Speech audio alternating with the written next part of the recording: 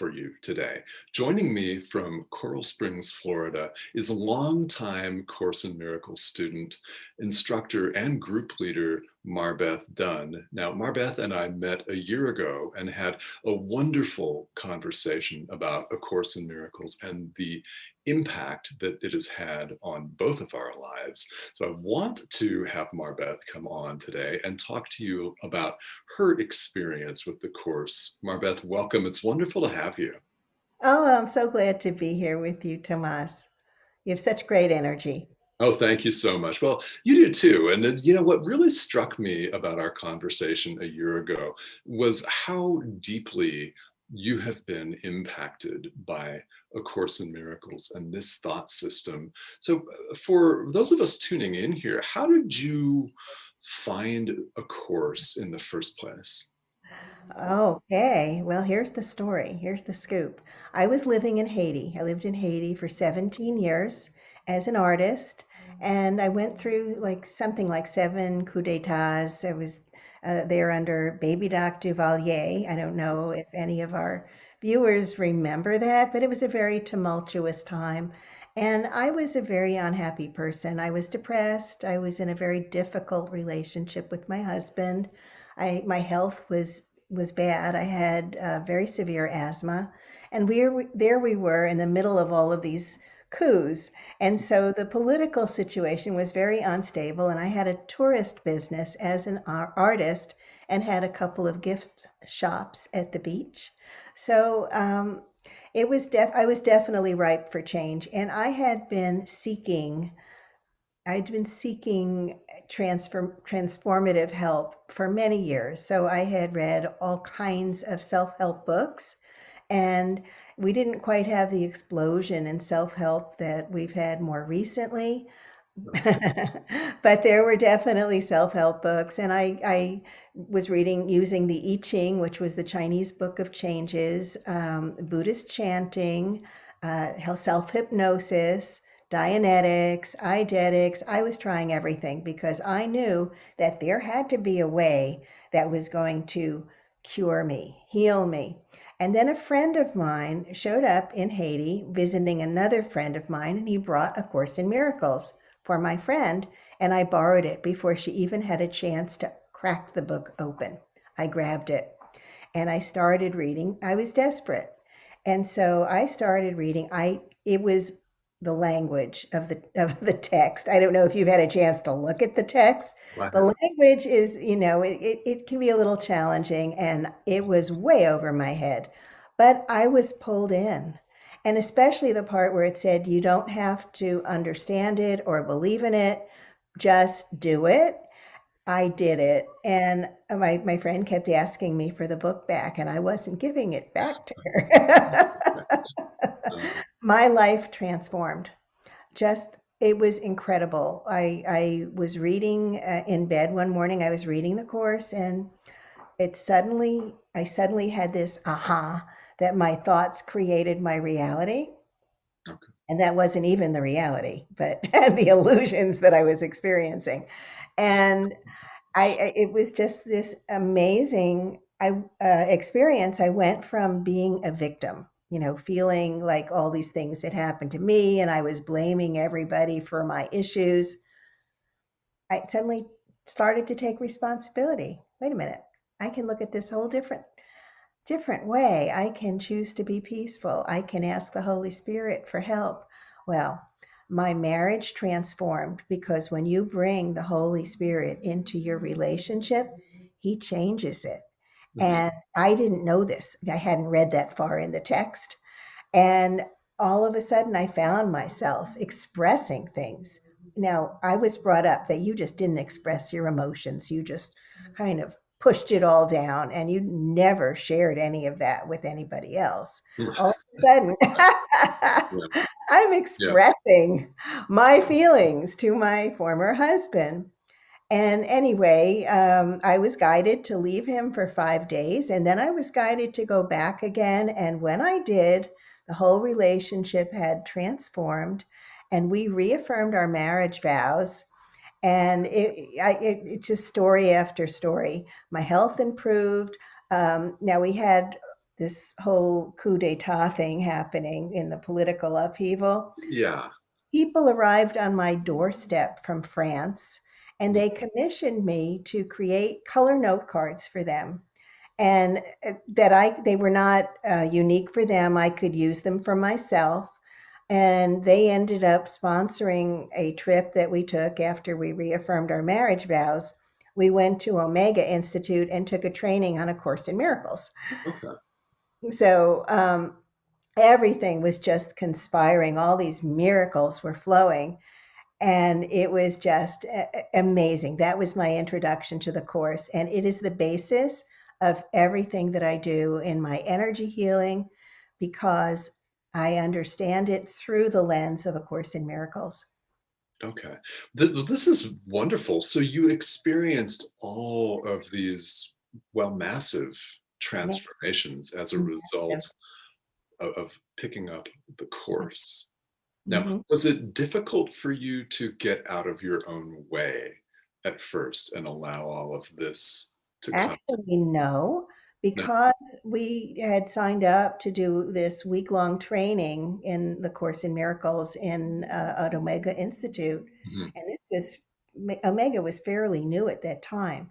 It had been a children's camp, and we were taking the course in one of the dorms. They had mattresses all over the floor, and we had 6 hours a day, if you can imagine this, taught by a former, I don't know if he was former, he was a math teacher. I mean, we are talking dry and trying to stay awake. It was Okay. very challenging, Mm. but it was really amazing. And in order to prepare to go there, we felt we had to read the book, to read the text. So I was reading 3 hours a day of A Course Oh, in Miracles. mm. And my vibrational frequency changed. I couldn't watch movies anymore. They were just, we didn't relate. I was in a whole different place. And I just felt so connected to God, and I felt like I was riding Spirit's coattails, Yes. just completely supported and sheltered, and it was just amazing. Yes. Well, it's really interesting because some people describe this as difficult to get into. And you mentioned the language of the text, but if you're reading it for 3 hours a day, well, that sounds like quite a lot. That sounds like a graduate school course. It is, and the thing is I was reading it out loud because I was reading it to my former husband. I see. And so, and there are times, now, because I'm not reading it 3 hours a day, but I am leading a study group. And so I'm exploring it in a different way. But I do find that I have resistance. We have resistance that shows up. Yeah. And and here I am leading this group, so I have the responsibility Mhm. of really being explanatory and cognizant of what I'm reading. And it's just interesting to explore that resistance. But again, I have tools. I can release it and I can move into the resistance. And I think the thing is to make it a priority. And the way I see it is it's like a pyramid. So, we have our life going on, but if you at the peak you have your relationship to everything that's going on in your so-called life, but Mhm. at the peak of the pyramid, I see God, and I just see God in the middle of everything. And when you put that perspective and you have to put God first. That's the thing. And then we have these egos. And Mhm. when you start to go into, well, my connection with God, your ego is like, oh, what are you doing? You don't want to do that. Look, you're going to miss out on all this other stuff. Mhm. Back to your Twitter feed. Come on, quickly. Right? Right? Right. Mhm. Back on Facebook. Oops, I got another email. Mhm. Beautiful. I shut my phone on do not disturb. Mhm. That's how we do it, because otherwise there's so many more disturbances. I mean, I was living and on the island of Haiti. We didn't have internet when I first started into A Course in Miracles. Not only did we not have internet, we didn't have cable. I mean, we may have, but it was in Creole or French, and Mhm. I'm more comfortable in English. So, we would frequent the video store and pick up movies. So we didn't have that constant media feed of the phone or whatever. But you can actually detach from the phone. It's not as painful as it sounds. Yeah, it's true. It's true, everybody out there. It's not. No, MarBeth, when you're leading a group and you find yourself getting sucked back into or hooked back into ego viewpoints, what techniques or what works for you to remind yourself and bring yourself back? Well, that's a really great question, Tomas. And what I find is what I did way back then is every second we have the opportunity to make a choice. We're Mhm. either going to choose the ego or we're going to choose the Holy Spirit. So, and the course is on a couple of different levels. We have the God level, and then we have the physical level Sure. here. So what I do is when I notice that, I got sucked into something else, I go to here, help me see this a different way, help me make a different choice. Mhm. Because it's all about choosing peace in the moment. Yes. And what are we doing when we go to the phone and when we start reading the news feed, when we get caught up in Twitter or Instagram? We're basically diverting ourselves. We're leaving the here and now. We're leaving our pivotal point of power. We're just, squirrel. We're just squirreling, and we don't have to do that. We can choose, like, okay, I just noticed I got into a squirrel move, and so I'm going to choose to be more peaceful now. I'm going to choose to be in a God place. Yeah. Do this. I have that choice. I have that power. Yes. Right. We all have that power. That's Yep. a wonderful thing about the entire teaching that I think really resonates with all of us that are Mhm. practicing it. So, MarBeth, when you're leading groups, do you get a lot of people that come to you and express that they don't feel that they're doing it right because they get hooked back into squirreling or traditional patterns of behavior? Do you get that a lot? Um, my group just started a few weeks ago, so I have not heard that yet. In my group, it's been like, where are we supposed to be reading? What page are we on? Should we be reading what page? So and everybody's on a different somehow in a different text, even though I tried to I tried to make everything uniform, but it didn't happen, and that's okay because for me, the group is basically teaching the foundation, teaching the ideas of the course, which are so powerful, and so many of the course was founded. Well, it was channeled back in the late '60s, early '70s, and things have changed quite a bit. So many of the teachings of the course have moved into the mainstream Mhm. Yes. or Yeah. they've been actually distorted. Some of them have been distorted into the mainstream, so um, I think it's really important. Just read the text on your own. This is a self-study book, so Mhm. read it, and we'll discuss anything that you've had an issue with, and we'll see where that goes. And I always invite the Holy Spirit into the group because somebody is a lot wiser than me. No. Right. Yeah, we just think we know all the answers, yeah. So then, MarBeth, tell us a little bit about the groups then that one has just started, and how else are you involved in helping people work through the course? Okay, well, first I have a Course in Miracle study group, which is on two platforms, Mhm. and it's very easy to register for it. Can I just give the link, or we can post it below, We can whatever? certainly post it in the comments, or you're welcome to mention it here as well. Okay, it's Bitly, so it's bit.ly/ capital A, capital C, capital I, capital M, and capital G in group.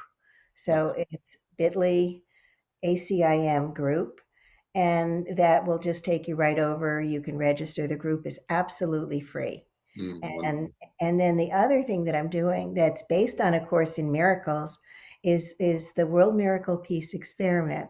I did this 3 years ago, 2018 in April. I received the guidance that I needed to create an experiment, a meditation experiment. Okay. Now, I'm not the first person who has done a meditation experiment.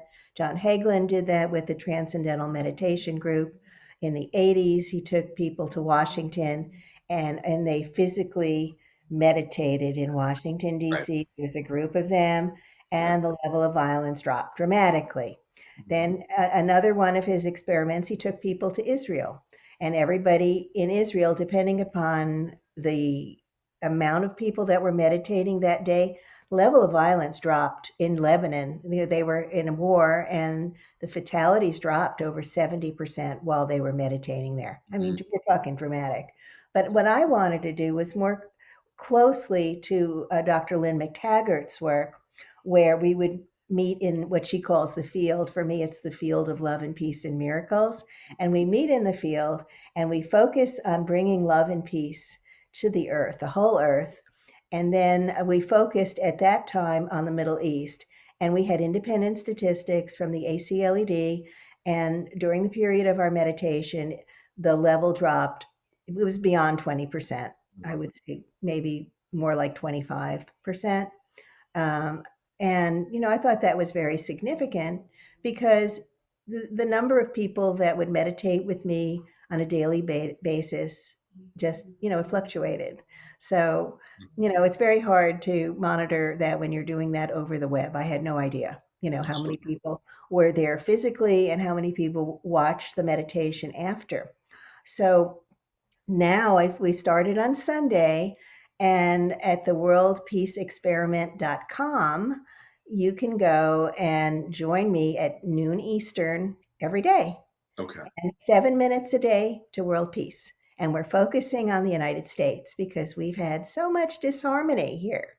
So it seemed like that was a really good place to focus. All right. Yes. And for those of you joining us from around the world, it literally is an international audience. MarBeth and I are both in the United States. And as is well documented, we've had a time of it for Yes. a while now.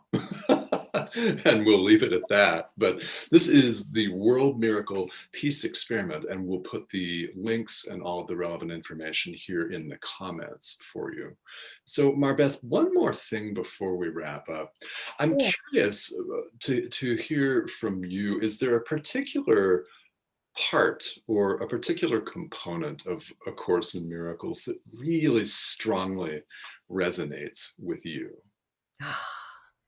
Yes, I Okay. have many lessons that I absolutely love. Mhm. I think it's hard to choose my favorite from that, but I would say I am oneself is probably my favorite. And I had when I first really became connected with it, I was having a big disagreement with my former husband, and I just kept as a mantra, I am one self united with my creator, one with every aspect of creation, limitless in power, limitless in peace. You are one self with me, united with our creator in this self. I honor you because of what I am and what he is, who loves us both as one. And I just kept saying it over and over as a mantra. Everything shifted with, Wonderful. yeah, and Mhm. just totally focused on that. So I memorized it, became one of my Mhm. favorite go-tos. But there's so many amazing lessons There. and so many amazing parts of the text. You know, they're they're just all. It's all so powerful. You could just take one paragraph of it and read it through and get your understanding of it, and then you read it a month later and suddenly you've gotten it at a whole different level. Yes. And then you read it another month later or a year later, and it's like you've just gone up that Mhm. circular staircase. You are just going up and going up with it. And yeah. with It's the meaning. beautiful. It is up-leveling and it's constant. Yes. So, Mhm. well, I wanted to ask you that. So thank you for sharing that, because there's so much that's powerful and beneficial for someone here in the course. And again, thank you all for tuning in. If you have specific questions or comments, please feel welcome to leave them here in the comment thread. Both MarBeth and I will go back on here on Enlightened World Network after the live stream. And if you're catching the replay and you want to say hi, drop a comment here and we'll get back to you as soon as we possibly can. And MarBeth, this has been really wonderful. I'm so happy that you've joined me here today. Thank you for coming. Of course, I will. I love it. You know, this is one of my absolute, if not the most absolute favorite topic. Mhm. Well, I can completely relate to that, and it's definitely my most favorite topic. And it's always fun to hear from people who have A Course in Miracles as whether it's a newfound centerpiece or whether it's been the centerpiece for a long time, like yourself. It's had this be the centerpiece of their spiritual practice, literally informing everything in our lives. So, MarBeth, again, thank you so much. And thank you all for tuning in. This has been A Course in Miracles 365, Awakening to Love. And we'll see you all back here again